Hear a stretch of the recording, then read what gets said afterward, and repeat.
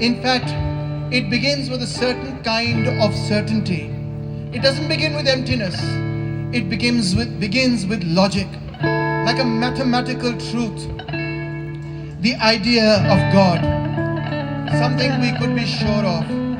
We could doubt everything, said Descartes, but we could not doubt that we were doubting. Cogito ergo sum, I think therefore I am. I must be, I must exist because I think. Hence the mind now is not an empty seed with its own blueprint unfolding through reason. The mind itself was the forge, a candle that burns from within, that grasps that which is outside. Reason, therefore, brought for the first time, was brought down from the heavens to the lowly place that we call the earth.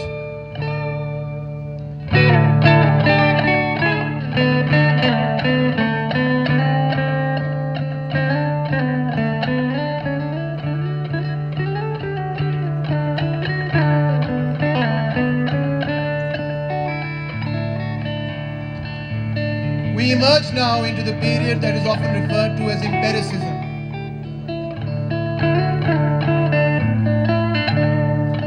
And they had something unique to say.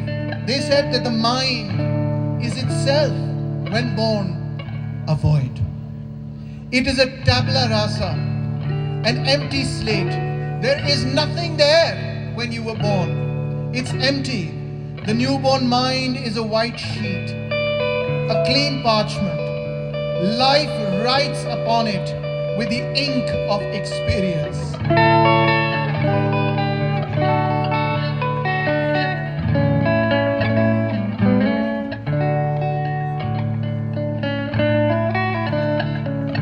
Hume said we are but bundles of impressions, footprints of experience on the sand of the self. So the mind begins as silence, as a void now. Matter creates the mind. The world teaches us how to think, how to speak. The rationalists and empiricists fell into a major debate. And one of the great minds that brought them together was a man named Immanuel Kant. Although I like to think that Immanuel can. He tried to synthesize the empiricists as well as the rationalists, tried to build a bridge. His view was that the mind is not a vessel but a compass and a map keeper. It does not receive the world, it shapes the world. There are certain ideas we are born with, and we cannot do without those ideas. Those are the ideas of space. Those are the ideas of time. Those are the ideas of causality. These are not things that exist in matter. These are things we are born with. And we shape matter according to these preconceived notions. Almost as if the mind is a cathedral. And these are the beams that keep up its beautiful structure. The void was banished once again, but replaced by an inner architecture that frames everything we claim we know. Then came the period that we refer to as postmodernism.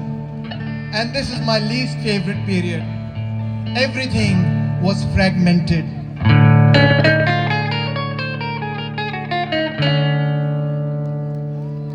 Everything was dissonant.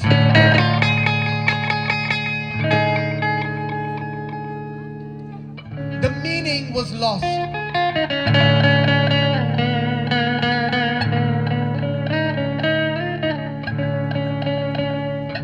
Nietzsche whispered first. It was followed by Foucault, Derrida, Lyotard, Baudrillard.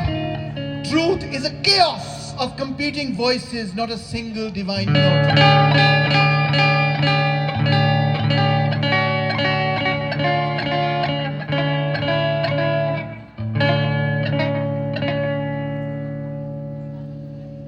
Hence, now we enter a period where the real becomes smoke and mirrors. The center does not hold. Language is a labyrinth with no exit. The mind only becomes real. The world outside is lost. It becomes the void. But that could not hold.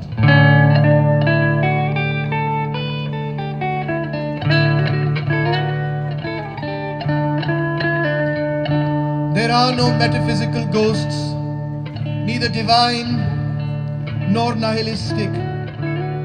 The mind is not born complete, nor is it born completely empty.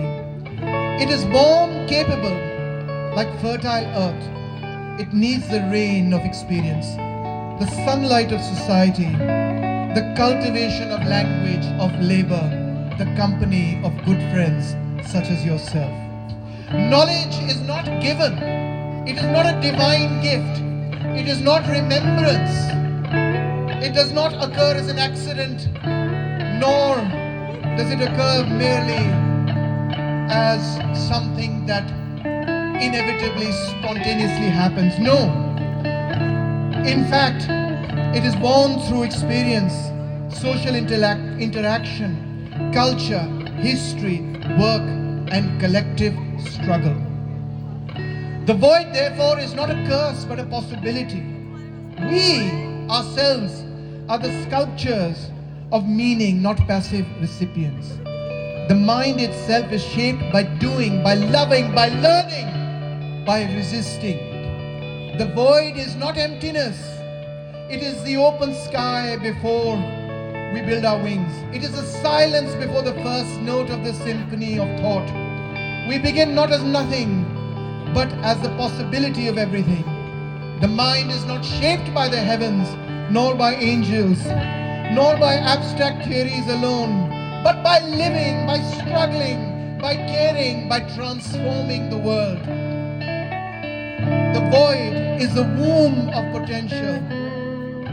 We fill it, and what we fill it with becomes our destiny.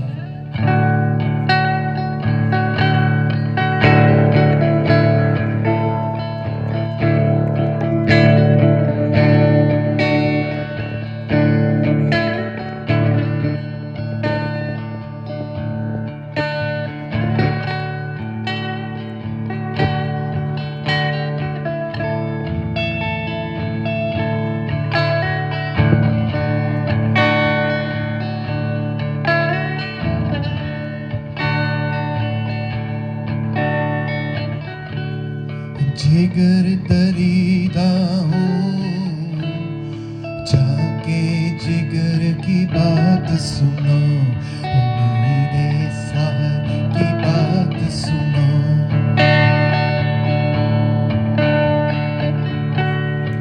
अलम रसीदा हूँ, दामाने तर की बात सुनो,